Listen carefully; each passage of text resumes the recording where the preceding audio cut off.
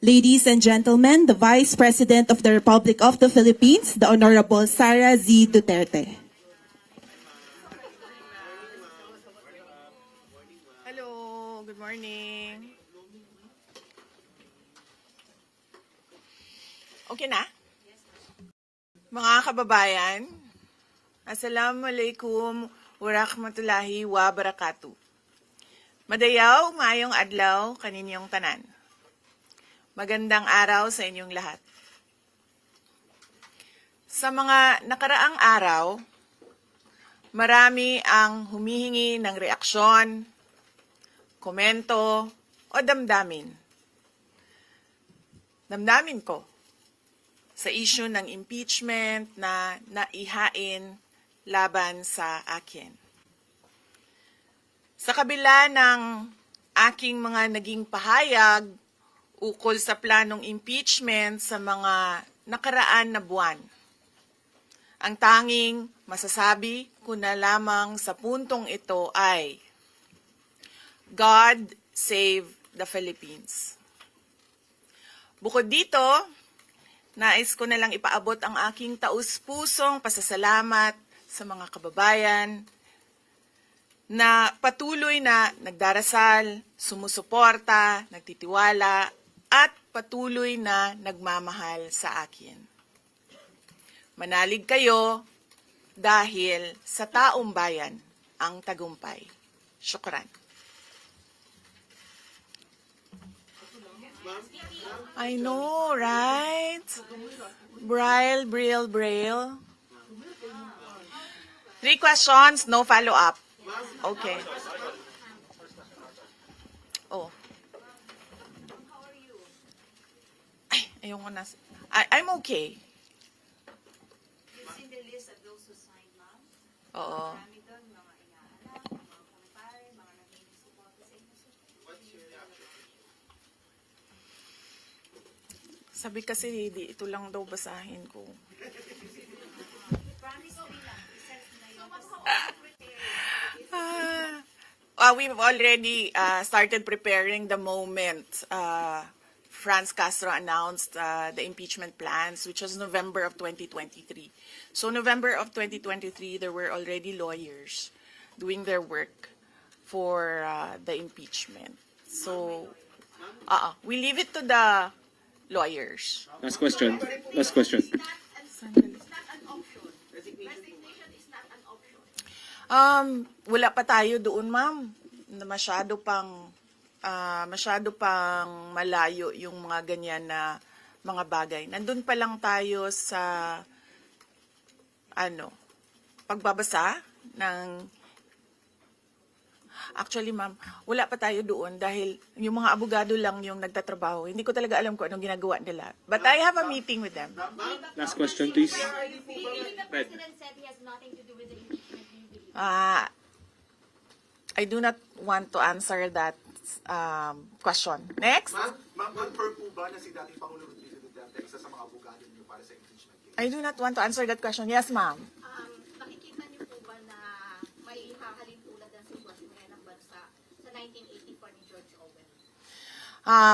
I do not want to answer that question. Last Last. question. Last question.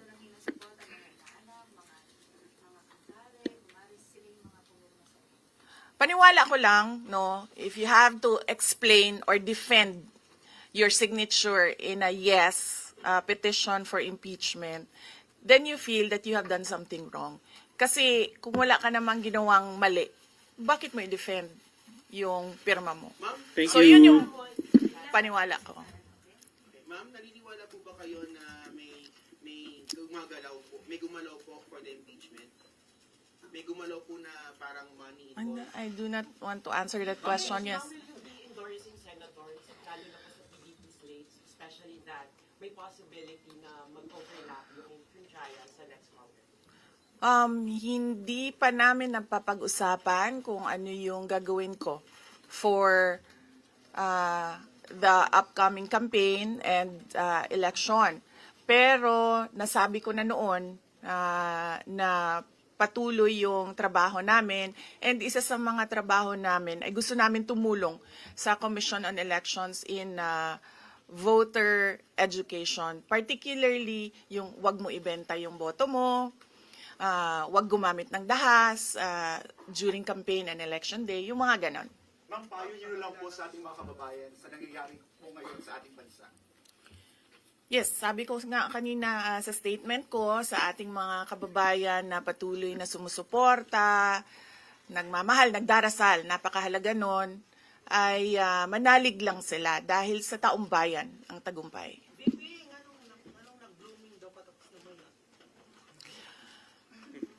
Anong naakadri sa Manila na taga Davao man ka? Thank you, OVP Media. Yes, sir.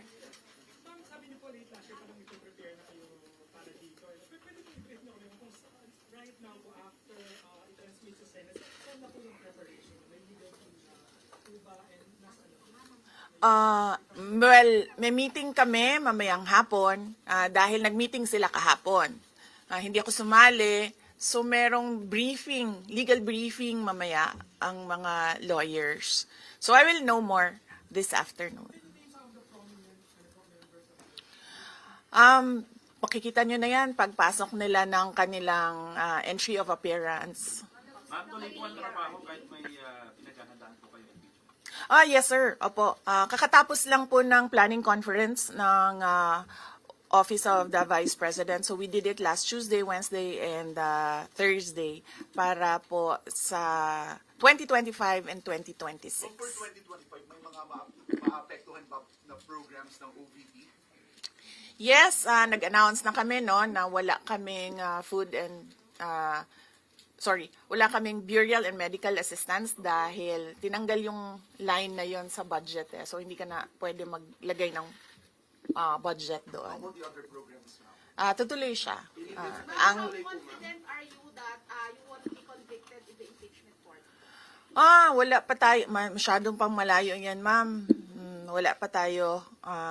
Hindi pa natin inaano yan. Final question, Ina-assess please. ngayon. Final question. Number one for Nagtanong ka na ba? Kanina? O sige, ikaw. Final question, You Lance. said before na you and your serious considering to run for 2028. Now na may impeachment na, are you more decided to run in 2028? Okay. So wala pa tayo dyan. Wala pa tayo dyan. But nasabi ko naman di ba, paulit-ulit kung we are seriously considering that. But it's difficult to decide without numbers. So, kailangan malaman yung surveys and numbers. Sa next year pa yun. Oo. Sir, nagtanong ka na? Sir. Kyodo Yes, News, sir. Ron.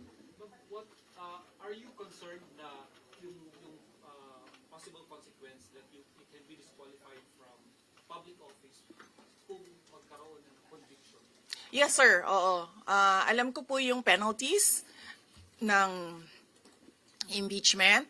And the moment na nag-resign ako sa Department of Education, before ako nag-resign sa Department of Education,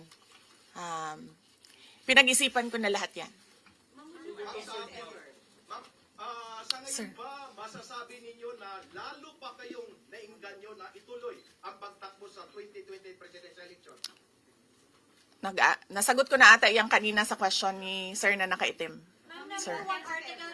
Number one in the articles of impeachment was your assassination threat to the president. Do you regret making that statement last week? I did not make an assassination threat to the president.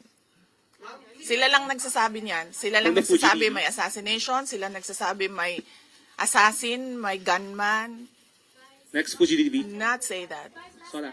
Ko kayo if confident kayo sa numbers ng House and sabi nyo hindi kayo confident and nagkatotoo nga ngayon sa Senate you said na parang meron kayong confidence sa mga senador so ngayon how do you feel about that? Do you still feel confident with the numbers in the Senate? Sandali, mama. Kailan ko sinabi yun may confidence ako sa numbers sa Senate? Ano exact na sinabi ko? Sorry I cannot remember the exact words that I used. Parang medyo confident kayo with regards sa Senate sa mga friends and allies. Unlikely ako magsasabi ng ganyan ba. Pero I will answer that next time. Now sa Senate. Ah, Supposedly, receive nila yung impeachment complaint the other day, pero nag-close sila kagad because of the last session. well, that is their prerogative as a body, no? So, we have to respect the Senate kung ano yung desisyon nila. So far, you feel assured about your allies in the Senate? We haven't talked. I have not talked to my friends in the Senate. Wala. Last question, please. Bakit? She's going to block daw na impeachment po, ma'am. Sabi daw po niya, she opposed to impeachment daw po. Bakit kaya? Maybe we should ask. Maybe we should ask her first. Bakit niya ibablock yung impeachment? How do you feel po? Sabi ni BBM, hindi niya supportado yung impeachment. Pero number one na, unang-unang pumirma yung anak niya. Consulted actually. He would consult. Kasi sabi, ito lang daw basahin ko. Yan, ang daming nagbabantay sa gilid. Nausap niyo na ba yung father niyo after your impeachment? Wala pa. But nagpadala ako ng message through sa kanyang assistant and sinabi ko na, ano ba sinabi ko? Hindi ko maalala. I think I said, everything will be all right. Yun nata ang sinabi ko. His reply was a song. MacArthur's Park. So, nagpadala siya ng video na kumakanta siya. Hindi ko pa nabasa, ma'am, yung complaint. But I understand lahat ng mga complaints na na-file sa House of Representatives, nabasa na ng mga lawyers.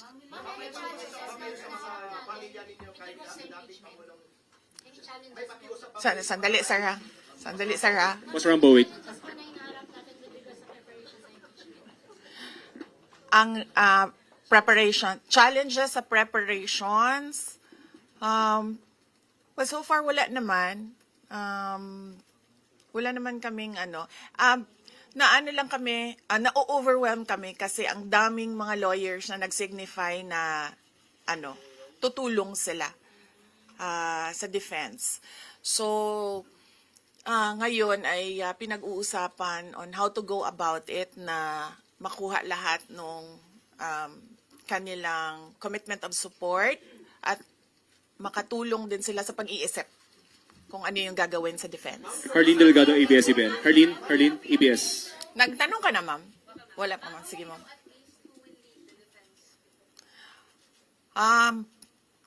Sabihan ko na lang sila na mag-announce na sila kung gusto na nila mag-announce. Pero yung father niyo kasama pa rin?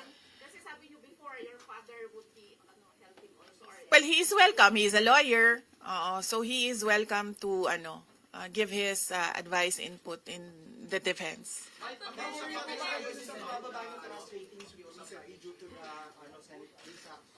I will not answer that question.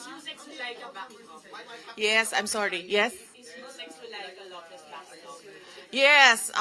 So what happened was, nag-indefinite leave siya, and then she was admitted to the hospital doon sa Davao City na hospital siya, and then discharge siya ng mga doctors with,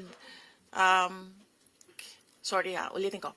Si Yusek Zulaika Lopez, nag-indefinite leave siya after nung sa veterans hospital admission niya. Umuwi siya ng Davao, and then na-hospitalize siya doon.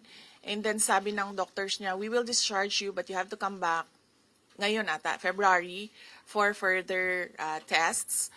And then bumalik siya for 1 day dito. Noong January, bumalik siya for 1 day dito sa Office of the Vice President, and she said na mag-leave siya for 2 months.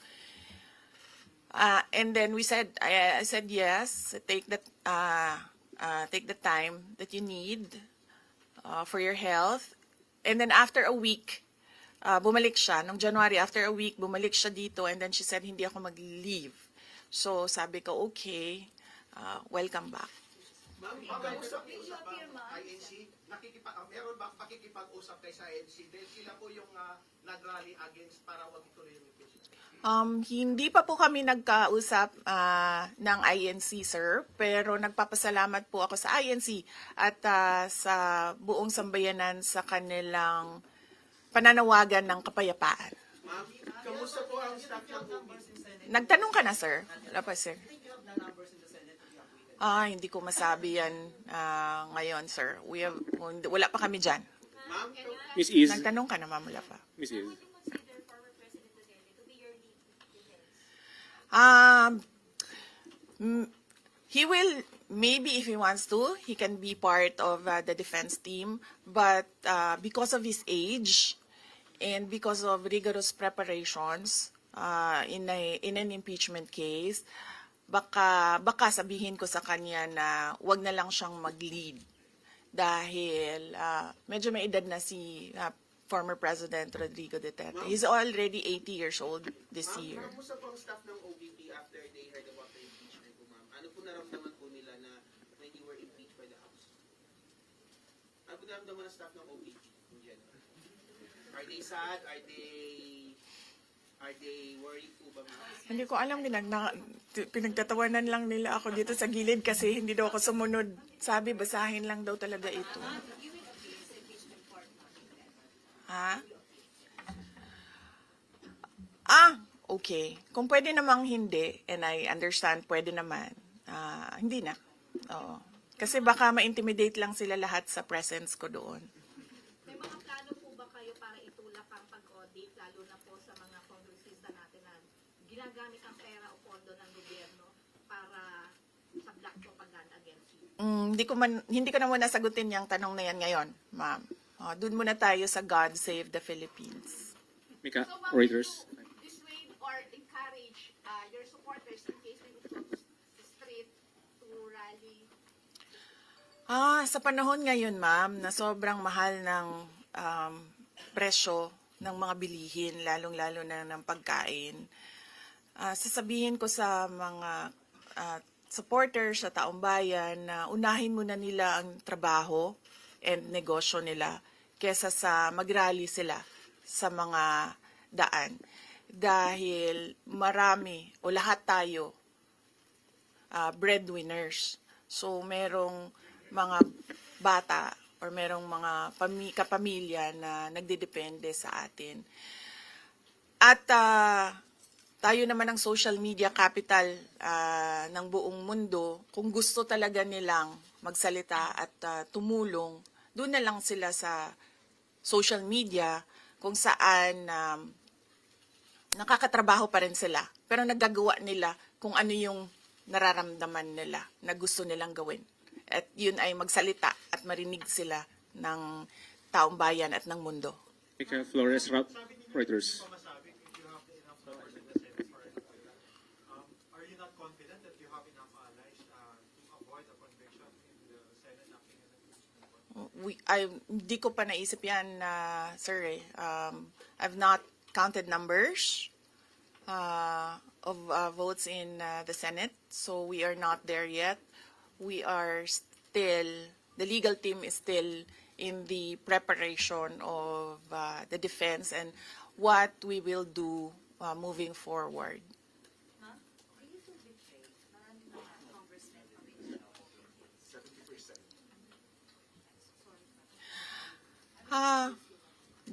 Do I feel betrayed?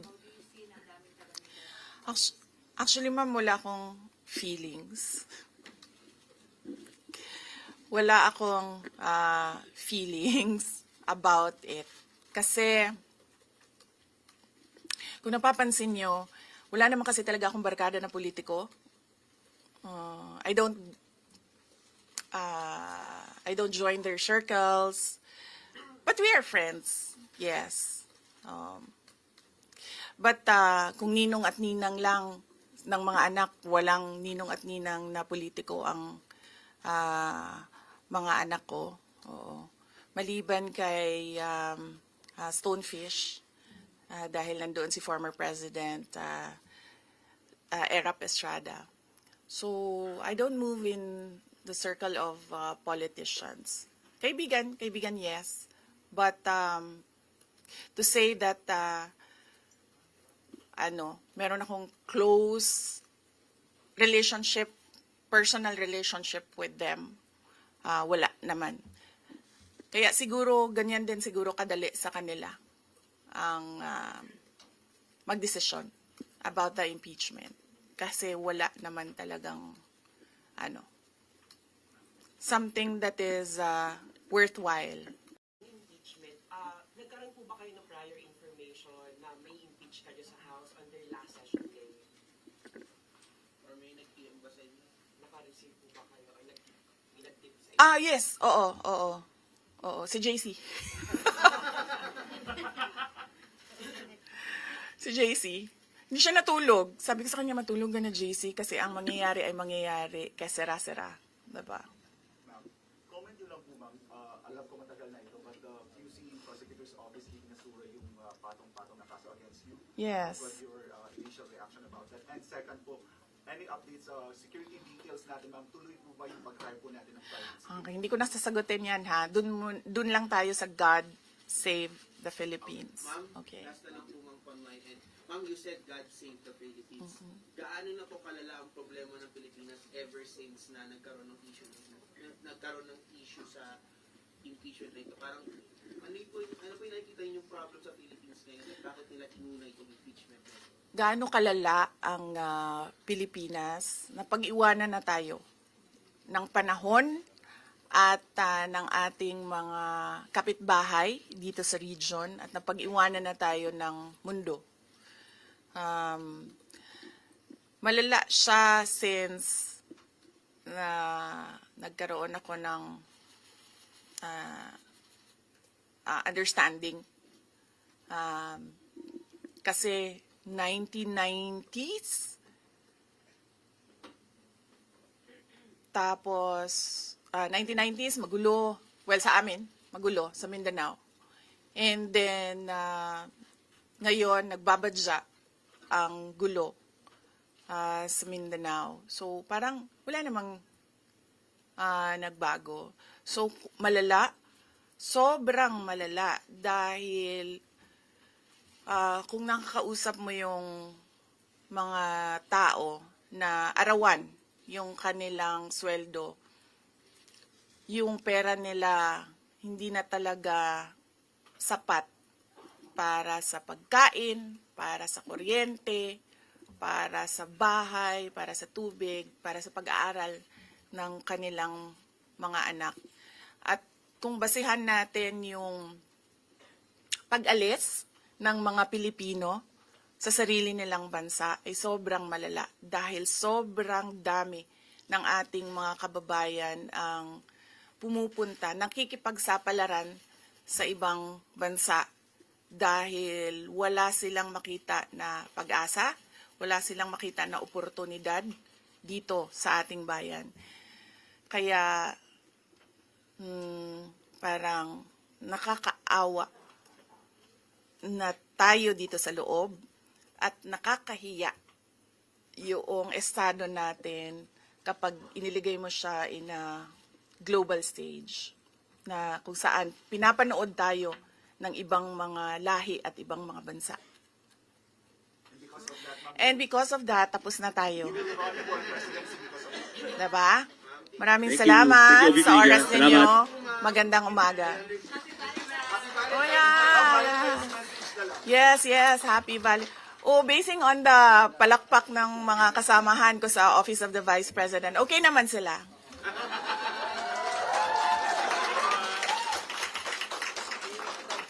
At mga Lenny supporters pa yan, ha? Tingnan mo, pero pumapalakpak sila sa akin. No, Valentine's? Yes, Valentine's. Alam nyo, mas masakit pa ang maiwanan ng boyfriend o girlfriend kesa ma-impeach ka ng House of Representatives.